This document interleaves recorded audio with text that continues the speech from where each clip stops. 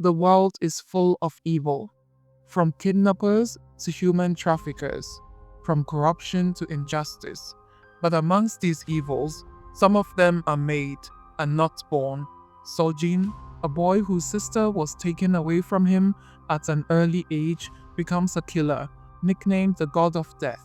To attain the power to find his sister, he traces her to Hong Kong as he finds out that his sister has been coerced into acting as a family to one of the most powerful underbosses in the underworld.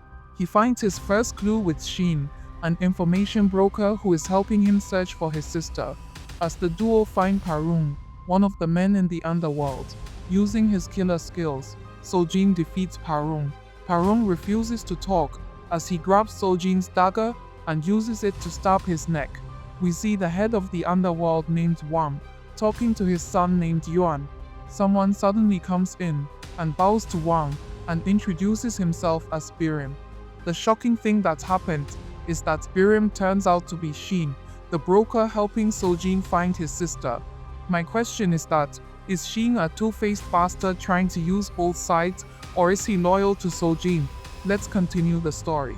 Shin brings information to the boss that Kai, his illegitimate son, has gathered forces, creating killers and calling them the Nine Dragons. Kai is the same person that has Sojin's sister. Wang, the supreme leader of the underworld, gets up as he says, when a snake grows fangs, it thinks it's equivalent to a dragon. Wang will pull out all the fangs out of the snake's mouth. Shin meets up with Sojin. Shin had used Parung's phone to call one of the Nine Dragons whilst pretending to be Parung.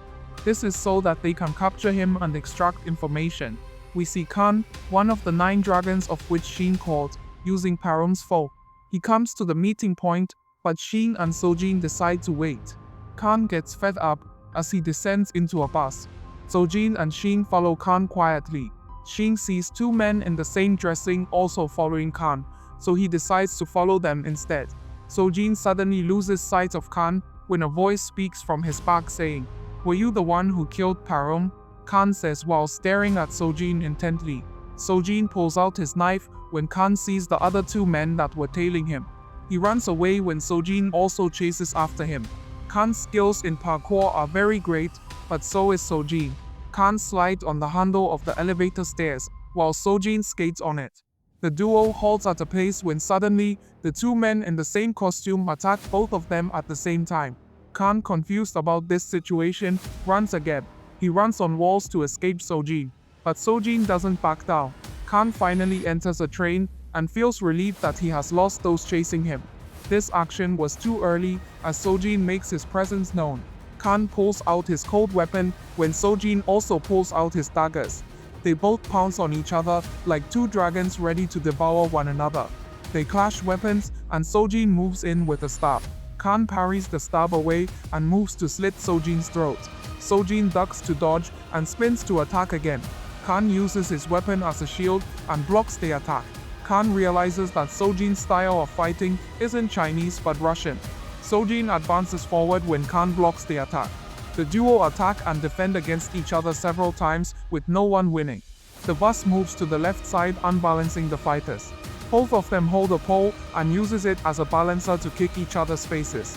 Khan uses a bag to distract Sojin and finds an opening to kick Sojin in the face. He attacks again when Sojin parries with his knife. Khan throws a kick of which Sojin blocks with his arm. Sojin smiles as he does a butt kick. Khan blocks it and pulls back. Sojin jumps with a murderous intent and asks Khan what the underworld boss's illegitimate son was doing with his sister. Sojin launches an attack on Khan.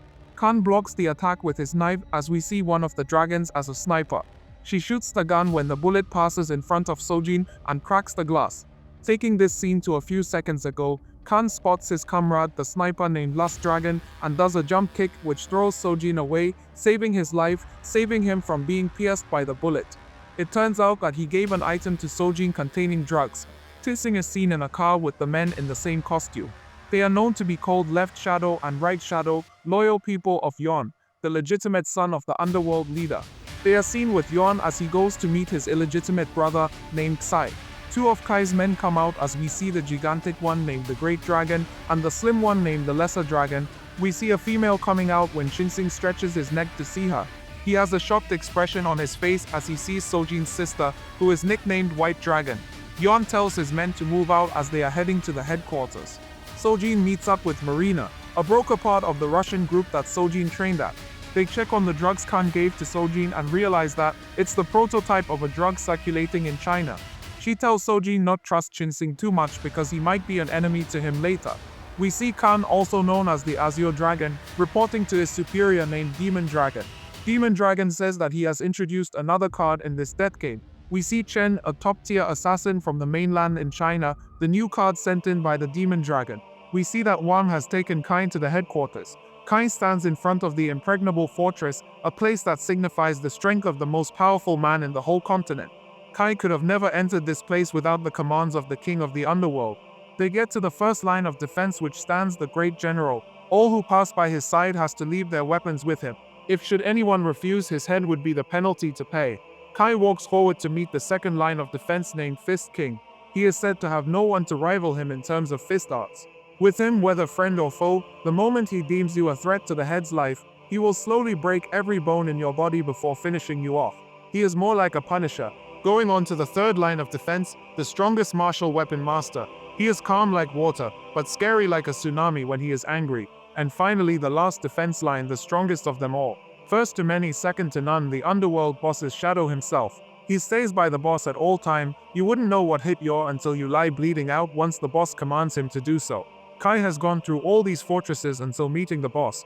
Kai is the only illegitimate son among the underworld boss's sons who has built an empire and fortress that serves as danger to the underworld boss, and he has brought the sister of Seojin as the White Dragon, putting her in the front line of the battle. Do you think the underworld boss brought Kai in for the purpose of showing fatherly love treatment, or is he planning to swallow the fortress Kai has built? Like and subscribe to this channel to watch the next part of this video. Turn on notifications to stay tuned.